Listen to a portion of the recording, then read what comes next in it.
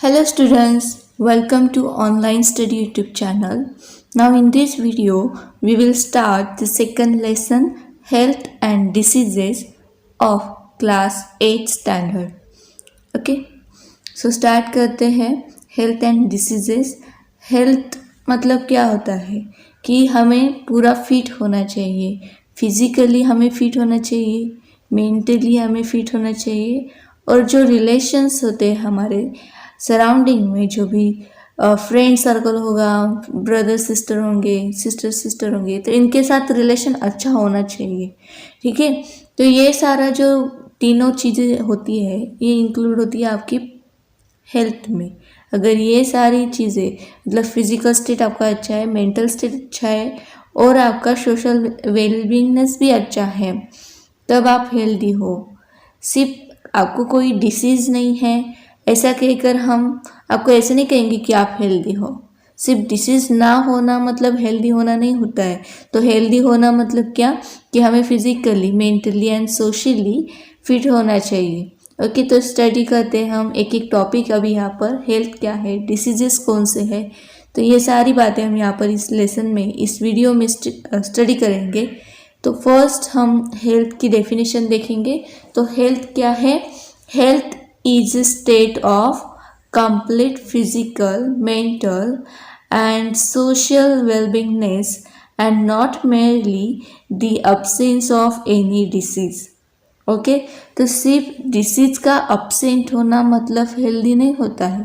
तो आपको physically, mentally and socially fit होना चाहिए। ठीक है, तो फिजिकली फिट होने के लिए क्या करना चाहिए? एक्सरसाइज करनी चाहिए। और मेंटली फिट होने के लिए क्या करना चाहिए? मेडिटेशन करना चाहिए। और सोशली फिट होने के लिए क्या करना चाहिए? तो सभी से मिलजुल कर हंसते खेलते रहना चाहिए। ठीक है, और ऑटोमेटिक आपके जो भी डिसीज़ है वो दूर भाग जाएंगे और आप हेल्दी रहोगे। ठीक है, तो अभी ये जो डिसीज़ है वो क्या होता है? What is disease? Is the condition of disturbance in physiological or psychological process of body. Okay, क्या है disease? It is the condition of disturbance in physiological or psychological processes of body. It's called as disease. Each disease has its own specific symptoms. Okay, तो ऐसी condition है जो हमारे physically हमें disturb करती है, जैसे कि सर दर्द कर रहा है, पैर दर्द कर रहे हैं, या फिर कुछ फियर है। ठीक है, तो ये हो गया फिजिकली डिस्टर्बेंस। साइकोलॉजिकली डिस्टर्बेंस मतलब किसी के साथ झगड़ा हो गया, आप बहुत एंग्री हो गए, गुस्सा हो गए। ठीक है, तो उस टाइम पे आपका माइंड डिस्टर्ब हो जाता है। ठीक है, तो ये भी एक टाइप का डिसऑर्डर हो जाता है, डिसीज बनता है। मतलब बार बार ऐसा होना, इसे हम कहेंगे डिसीज। और each disease has its own specific symptoms. हर एक डिसीज जो है उसका एक अलग ही सिम्टम्स होता है। हर एक डिसीज के लिए उसका एक स्पेसिफिक सिम्टम्स होते हैं। अभी आगे हम देखेंगे कि types of diseases. You must have heard the names of various diseases like diabetes, common cold, asthma, Down syndrome, heart disease etcetera. Okay, तो आपने बहुत सारे ऐसे डिसीज सुने होंगे कि फ्लू होता है, कॉमन कोल्ड है, या फिर डायबिटीज़ है, हार्ट पेशेंट है, या फिर कहते हैं कि उसे हार्ट अटैक आ गया, या फिर किसी को अस्थमा, सांस लेने के लिए तकलीफ होती है। तो इस तरीके से हम वेरियस डिसीज के नाम सुनते हैं डेली। ठीक है, तो अभी इनका रीजंस और सिम्टम्स क्या है वो हम स्टेप बाय स्टेप स्टडी करेंगे। Reasons and symptoms of all this diseases are different. हर एक का रीज़न अलग है, सिम्टम्स भी अलग है। जैसे कि सिम्टम्स फॉर अस्थमा के लिए क्या होता है? सांस लेने में तकलीफ होती है। ठीक है, तो कॉमन कोल्ड, डायबिटीज़ का क्या होता है रीज़न? और शुगर एक्सेस होने की वजह से डायबिटीज़ होता है। ठीक है, तो हर एक डिसीज़ के लिए डिफरेंट रीज़न होता है, डिफरेंट सिम्टम्स होते हैं। To bring coordination in scientific study of disease are classified as follows. तो अभी ठीक है, तो फर्स्ट है अकॉर्डिंग टू ड्यूरेशन, सेकेंड है अकॉर्डिंग टू रीज़न। ठीक है। अकॉर्डिंग टू ड्यूरेशन मतलब टाइम पे डिपेंड करते हैं, chronic disease and acute disease. ठीक है, तो ये जो दो टाइप आते हैं, chronic disease and acute disease. तो क्रोनिक डिसीज मतलब क्या कि जिनको सही ये ड्यूरेशन पे डिपेंड करती है। तो क्रोनिक डिसीज में ये लॉन्गर टाइम रिक्वायर्ड होता है, इनके लिए रिकवर होने के लिए लॉन्गर टाइम रिक्वायर्ड होता है। ठीक है, जैसे फॉर एग्जांपल हार्ट डिसीज होगा तो उनके लिए कंटिन्यूस मेडिकेशंस शुरू रखनी पड़ती है। और जो एक्यूट डिसीज होते हैं, एक्यूट डिसीज रिकवरी जल्दी से हो जाते हैं, जैसे कि फॉर एग्जांपल फ्लू या फिर अस्थमा जो होता है, बेसिक अस्थमा, तो उसका अगर हम थोड़ा सा मेडिकेशन अगर लेते हैं तो वो जल्दी से रिकवर हो जाता है।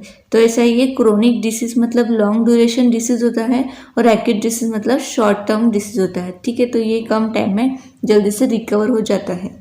नेक्स्ट सेकंड है अकॉर्डिंग टू रीजन्स की वजह से हुआ है ऐसा डिसीज। कौन कौन से? तो हेरिडिटरी डिसीजेस। हेरिडिटरी डिजीजेस मतलब क्या कि वो अपने पेरेंट्स के साथ में ट्रांसफ़र होते हैं। और नेक्स्ट है अक्वायर्ड डिसीजेस। तो अक्वायर्ड डिसीज मतलब हमारी सराउंडिंग में से हम उसे अक्वायर्ड करते हैं, जो भी सिम्टम्स बैक्टीरिया वगैरह होंगे तो वो क्या होते हैं, सराउंडिंग से हमें मिलते हैं, तो उससे हम इन्फेक्टेड होते हैं। तो जो अक्वायर्ड डिसीजेस होते हैं उसमें क्या आता है, infectious disease, non infectious disease. तो इन्फेक्शियस डिसीज में कॉमन कोल्ड, फ्लू, डेंगू ये आता है। तो इन्फेक्शियस डिसीज मतलब क्या कि यहाँ पर इन्फेक्शन होता है, हम कहते हैं ना उसका इन्फेक्शन इसको हुआ, उसको सर्दी हुई तो इसको भी सर्दी हो गई, मतलब ये क्या हो गया कि इन्फेक्शन हुआ एक दूसरे का। ठीक है, तो ये infections diseases, common cold, flu, dengue, fever भी इन्फेक्शियस होता है। ठीक है, कभी कभी। तो नेक्स्ट है non infectious diseases. Non infectious diseases तो ये सिर्फ एक ही किसी को हो सकता है। डायबिटीज़ पेशेंट के साथ में बैठने से किसी को डायबिटीज़ नहीं होता है, और हार्ट डिसीज पेशेंट के साथ बैठने से किसी को हार्ट अटैक नहीं आता है। तो ये उसका सिर्फ एक ही पर्सन के लिए लिमिटेड होता है, ये नॉन इन्फेक्शियस डिसीज होता है।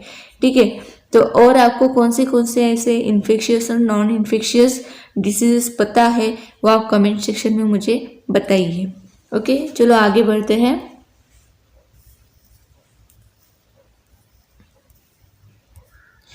यस, अभी हम क्या स्टडी करेंगे, इन्फेक्शियस डिसीज मतलब जो ये जिसकी किसी का दूसरे का इन्फेक्शन अगर हमें होता है तो उसी वजह से हमें डिसीज जो होते हैं वो कौन कौन से पॉसिबिलिटीज़ हैं तो हम यहाँ पर स्टडी करेंगे।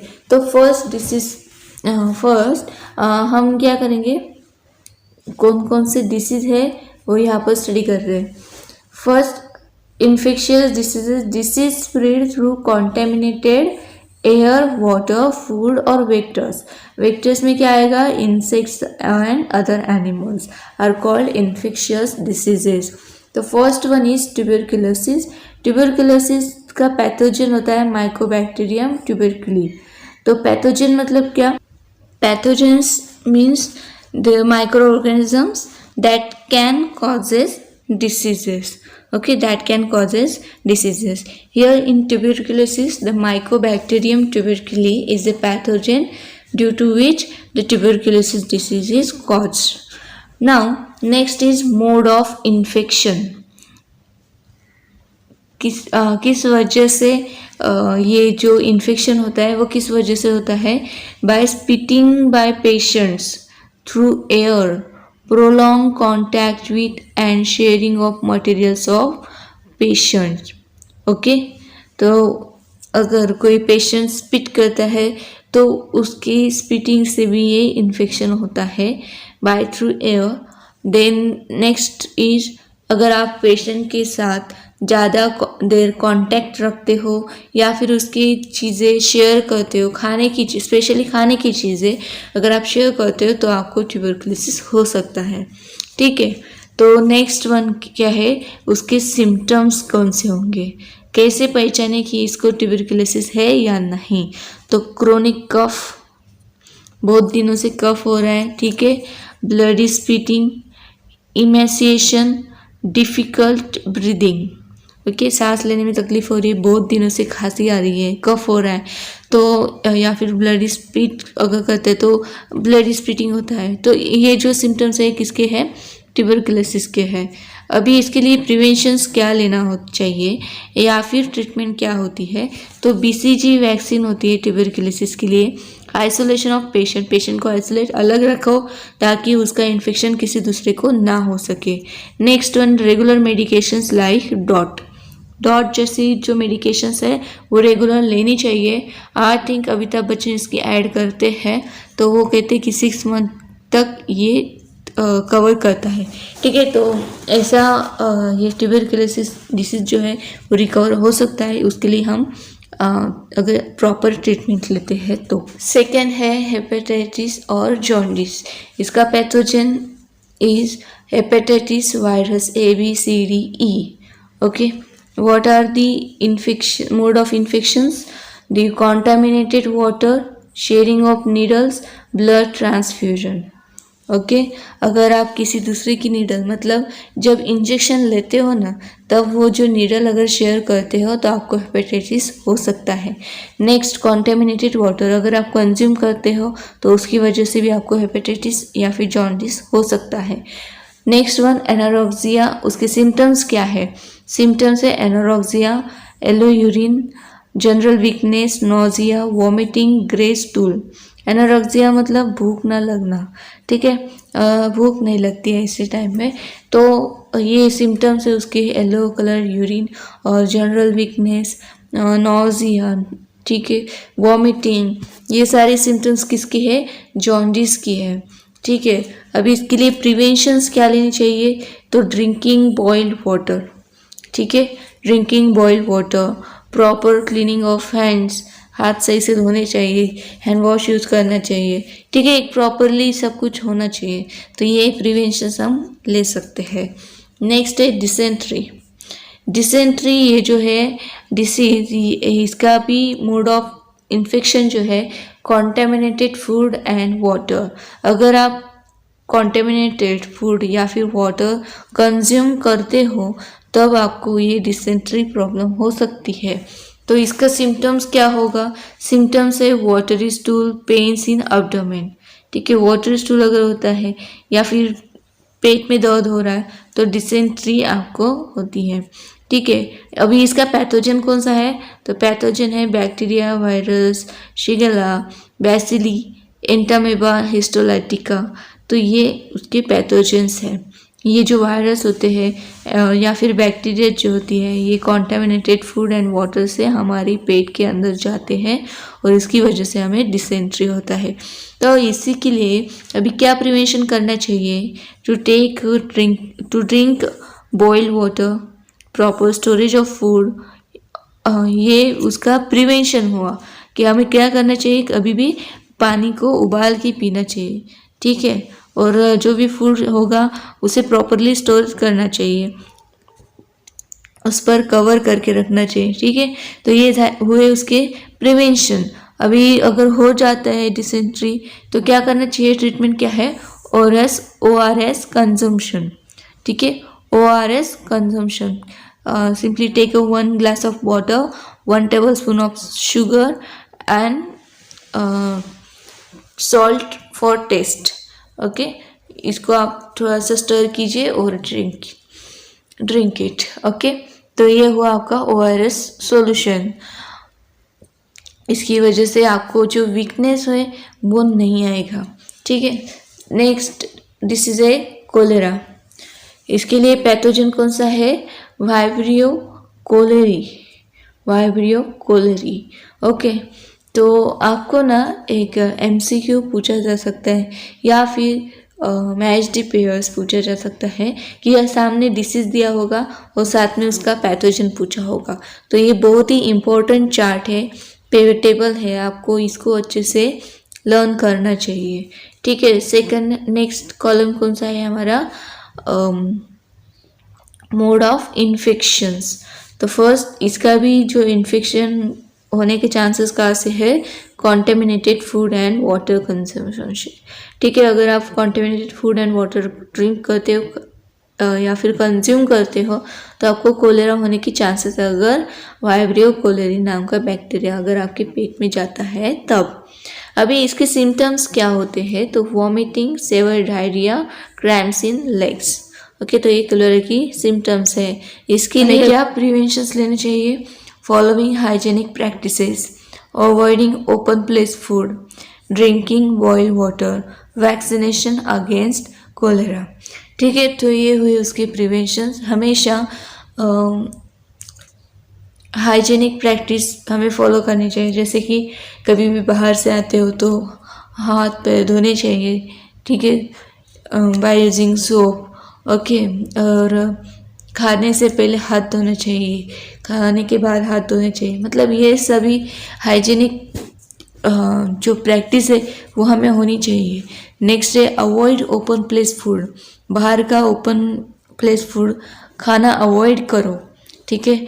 ड्रिंकिंग बॉइल्ड वाटर, हमेशा पानी बॉइल्ड मतलब उबाल के पीना चाहिए, उबालो और उसको कूल करो फिर उसके बाद पीना चाहिए। अगर पानी बहुत ही कॉन्टेमिनेटेड आ रहा है, ख़राब आ रहा है, तो हमें उसको क्या करना चाहिए, बॉईल करके पीना चाहिए, ठीक है। और नेक्स्ट है वैक्सीनेशन अगेंस्ट कोलेरा, कोलेरा की वैक्सीन ले लो और अच्छे रहो, ठीक है। तो नेक्स्ट है टाइफाइड। टाइफाइड का जो पैथोजन है सैल्मोनेला टाइफी बैक्टीरिया। इसका मोड ऑफ इन्फेक्शन क्या है, कॉन्टेमिनेटेड फूड एंड वाटर। अगर आप कॉन्टेमिनेटेड फूड वाटर कंज्यूम करते हो तो उसमें से अगर सैल्मोनेला टाइफी बैक्टीरिया अगर आपके शरीर में जाता है, बॉडी में एंट्री करता है, तब टाइफाइड डिसीज़ आपको हो सकता है। तो इसके जो सिम्टम्स होंगे तो क्या हो सकते हैं, anorexia, headache, rash on abdomen, dysentery, fever up to 104 degree Fahrenheit. Okay, भूख नहीं लगना है, सर दर्द करना है, या फिर एब्डोमेन पर रैशेस होना, या फिर डिसेंट्री लगना, ठीक है। तो ये क्या है, उसके सिम्टम्स है। तो ये इसके लिए हमें प्रिवेंशन क्या करना चाहिए, to prevent this disease drink clean water, vaccination, proper vaccination होना चाहिए, प्रॉपर डिस्पोजल ऑफ सीवेज, जो भी सीवेज है उसका डिस्पोजल जो है प्रॉपरली होना चाहिए, तब आप इस डिसीज से फ्री रहोगे, ठीक है। तो मोस्ट ऑफ जो 2 से 3 डिसीज हमने देखे कि जिसमें ड्रिंकिंग क्लीन वाटर और boiled water as a prevention का है। देखो, पानी को अगर हम उबाल के पीते हैं तो बहुत सारे डिसीज़ भाग जाते हैं, क्योंकि क्या होता है, पानी जो होता है अगर कॉन्टेमिनेटेड आता है तब उसमें बहुत सारे बैक्टीरियाज में भी प्रेजेंट हो सकते हैं। अगर आप उबालोगे तो वो बैक्टीरियाज क्या होंगे, डेड हो जाएगा, ठीक है।